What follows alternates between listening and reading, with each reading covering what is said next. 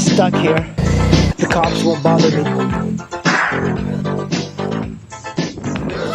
Saying goodbye to the FJR tomorrow. I have a guy coming to look at it. I'm not really even sure that I want to sell it, but you know, with having a garage and then two other bikes, yeah, it makes it a little bit strange to have. I do love the comfort, so we'll see tomorrow. I'm not desperate to sell it. So what I'm going to be doing is I'm going to be putting it back to stock. I'm going to be removing the windscreen. There it goes, and I'm ready to put the stock windscreen. Voila, as you can tell, I got the stock windscreen back on there. And I think it suits it a little bit better than the oversized C. Bailey windscreen. This is a very effective windscreen, so I guess if I was to keep this bike, I would leave the C. Bailey, especially in the winter, but in the summer, definitely put this one. This is the one you want because this wind protection on the FJR is just so good that having something so large as the C. Bailey in the summer just doesn't make a lot of sense. So one of the things that's happening is that when the fork seals leaked, they actually got onto the rotor themselves. So I'm going to remove the brake calipers and then just look at the brake pads, see if it needs new brake pads. The Yamaha put the reflectors like this and they cover the bolts. I think that's kind of a bad design flaw, but no big deal. The suspension on this is just so good that it's so adjustable. You have ways of adjusting the fork compression and damping very easily through these sockets here, I guess you would say. And the rear suspension doesn't have as much adjustability that the front has. So it's kind of nice to have a sport touring bike like this that's this large to have so much suspension adjustability. And in comparison to my NC, there's no adjustment at all. It's very disappointing. But because that is a budget bike. Let's pull this out. Very difficult bracket to remove. All right, so here we go. Plenty of pad. That's not an issue, but it's dirty and I want to clean this out, so I'm going to remove the brake pads. To remove the brake pads, there's these two little clips on top on each side, and then you just push this rod out. At least that's what I assume you have to do. And there goes that little pin here. So let's pull that one out. There goes the other one. And now I should be able to push this pin out. And I'm going to push it from this side. Just kind of, there we go. Look at that. And that's really what holds that caliper. If you push up on the brake pads, I think it'll be, or you have to kind of find the right way of pushing it out. Pull, and there goes the pin. So now, hold on to the brake pads, and here comes this top clip. Put that in a safe space, and let's push the brake pads down. As you can tell, the brake pads on that right side, there's a coating, some sort of like varnish, there's oil, there's scoring, but they actually have plenty of pad, or you know, you still have quite a bit. It's within legal.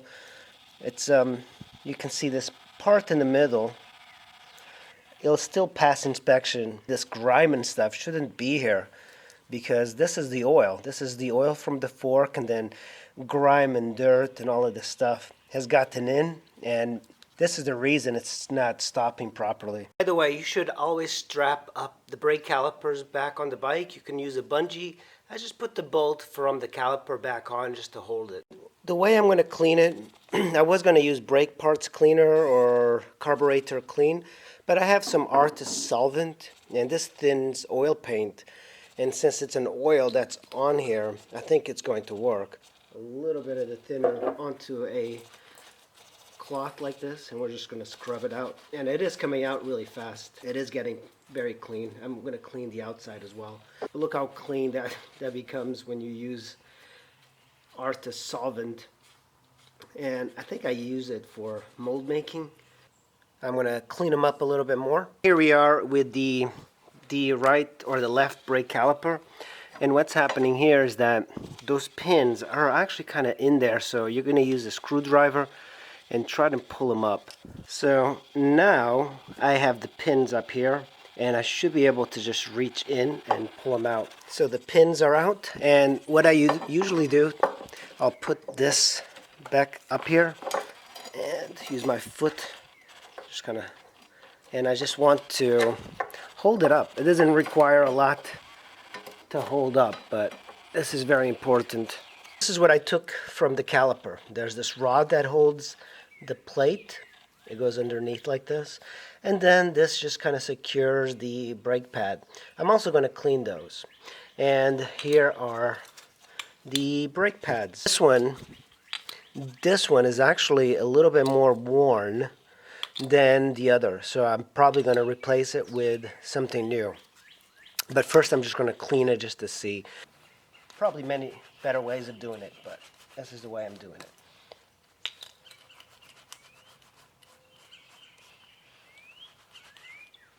Here it is, the brake pads, and I've cleaned as much residue as I could. You could try brake cleaner, and I think brake cleaner would work really well. Well, look what I found here, brake parts cleaner.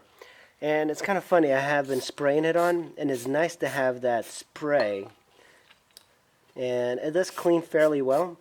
But I think these do a pretty good job too. The acetone and the Artis solvent. But the Artis solvent actually smells pretty bad. The acetone works well. This is better, but I think it costs a little bit more. So usually, you know, if you're just cleaning stuff, this actually works fairly well. So I might use this one because it doesn't smell as bad. Cleaning the rod and the two little pins, it's got plenty of cleaning that I've done. And I am ready to put these back on the bike. Brake pads on. I'm actually going to try and clean the rotor. You know, one of the issues that's happening is that the rotor here has so much oil from the fork leaking, so you want to get both sides of this cleaned. And you can see my cloth here is just so super dirty. Probably will help you to push those pistons in before you put the brake pads. You can pull like a screwdriver and just kind of use leverage to push them apart. But since I'm not replacing with new brake pads, I don't have to worry about that as much. So I'm going to take my brake pad and I'm going to put it on the underneath, make sure it lines up. And I have never done this before, so here's the other one going in on the inside of the piston, just so you guys know. So now we have that clip. There is a direction to the clip, so look for the arrow. So it's this way, and I am going to take my other brake pad, and now it's just a matter of like holding it while you put it in, I think. So this should slide in somehow down.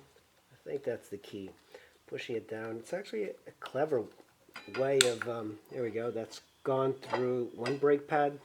Now the other brake pad needs some adjustment. Oh yeah, there we go, it's in there, and that's it, it's going in. And now we're just going to have to push in this pin all the way before we put the little clips. Helps to have something to kind of push it in. So this you're going to have to kind of, there we go, it's actually, that was easy. And the way, make sure that, see now, I can see the little holes on the clip, and that's the safety clips. So here we go, there's one. Make sure they go right in that hole.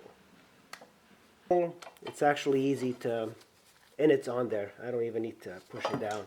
So now our brake caliper is ready to go into the disc. I'm just going to spread it apart a little bit. It's a little bit of a dance to get this in there, but you don't have to remove the wheel or anything. That's in there. Now we just have to tighten this and put this back. And remember, clean it out too. Clean your brake pads. The thing you're going to be doing here to make it easier to put the brake pads in, just take your hands and push the pistons aside. It's a little bit difficult. You're not putting a lot of pressure on the pistons. It's just to push it off to the side. If you had a new brake pad, you would definitely need to push these pistons off. And when I was first installing this stuff, it was a pain in the ass. So make sure that this is in good shape. Now we're going to take our brake pads. We have our clip. Make sure that you have it oriented the right way, so it's this way.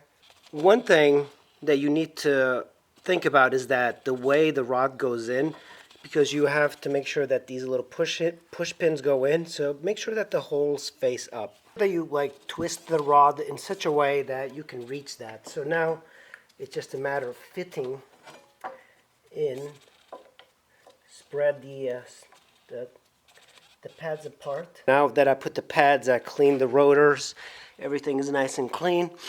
When you hit the brakes, look at this, it goes all the way down. So you want to make sure you hit this quite a bit until it starts to build some pressure.